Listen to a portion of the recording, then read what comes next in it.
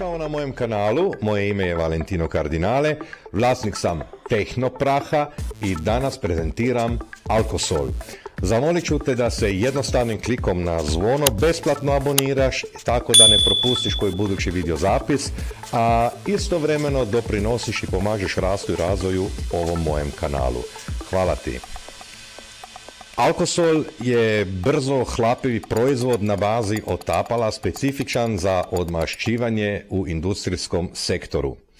Moć odmašćivanje uklanjanja prljavštine od ljepila, flomastera, tinte i općenito ulja bez oštećivanja već lakiranih i plastificiranih površina čine ga odličnim izborom ne samo za fazu pripreme metala prije samog lakiranja, nego već i proizvodom kojim prije same primopredaje vašeg proizvoda možete savršeno uklanjati sve vrste oznaka i onečišćenja nastali prilikom montaže ili kontrole kvalitete vašeg proizvoda.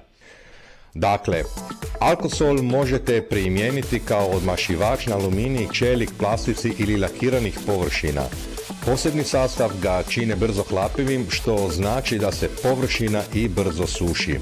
Alkosol dostupan je u pakiranju od 25 i 200 litara. Za više informacija i ostale proizvode posjetite našu web stranicu tehnoprah.hr.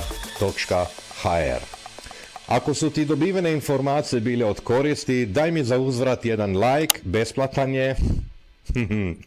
Hvala i vidimo se u sljedećem videozapisu.